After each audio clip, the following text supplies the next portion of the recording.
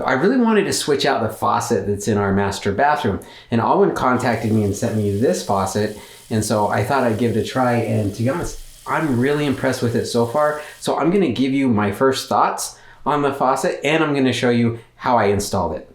It's a great looking faucet, and they sent it to me so I didn't have to pay for it, but I looked online and it's actually pretty affordable. So I'm going to give you a link of where you can pick it up. Another thing I like is the handle has just the right tension, so you can have just as little or as much water coming out as you need.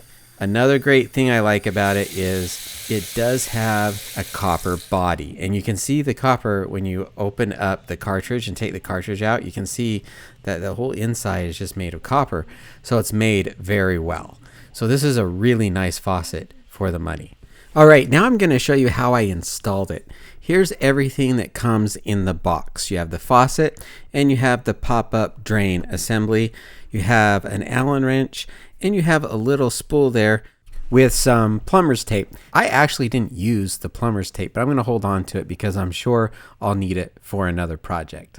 My sink is 20 years old, and it has 3 holes in it because of the faucet that used to be there. So I had to pick this piece up on Amazon. This is just a little cover that goes over the 2 holes that I won't be using. And it matched perfect with this faucet. So I'll put a link to that as well in the description. All right, the first thing we need to do is remove the rubber washer, the metal washer, and the mounting nut with the mounting screws on it. And then we're going to put those aside so that we can put the faucet into the center hole. Next thing I'm going to do is I'm going to call my 11-year-old son over here because he can get under the sink and he has a lot smaller hands than I do. So I had him do this part. You got to put the rubber washer on first, then the metal washer, then put the mounting nut with the mounting screws on there. And then you screw that mounting nut on, and you take a Phillips screwdriver and you tighten the screws just until they're snug onto the countertop.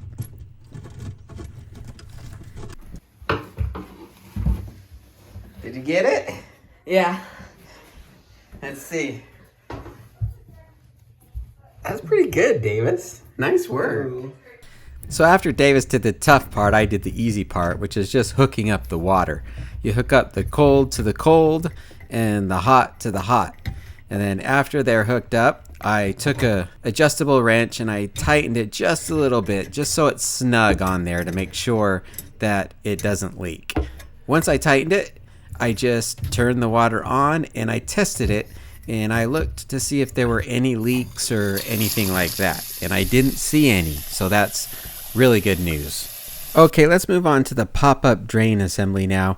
I actually did this first, but I recommend doing it second. Then you don't have all of the pipes in the way when you're trying to put the faucet in. For this one, you want to take off the metal piece on the bottom. You also want to take off a couple of the washers on the top. Take all of the washers off except for the silicone gasket, which will stay at the top. This is a pretty straightforward assembly. You just put the pop-up drain assembly into the top there. Then you put the washers that you took off on the bottom, and then you screw that on so that it's nice and tight. I just did it as best I could, finger tight, as tight as I could with my fingers. And then I put the metal piece on that you see here, and then you put the assembly together, all of the little PVC pipes. Now yours is probably going to be different than mine, so you'll just have to work with what you've got. And once those assemblies are tightened, you're done. You're ready to go. Again, you want to check this one as well, make sure you don't have any leaks in the bottom there. And that's really all there is to installing this.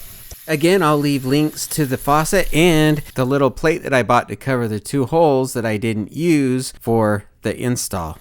Hopefully this helped you. Please consider subscribing to my channel, and we'll see you in the next one.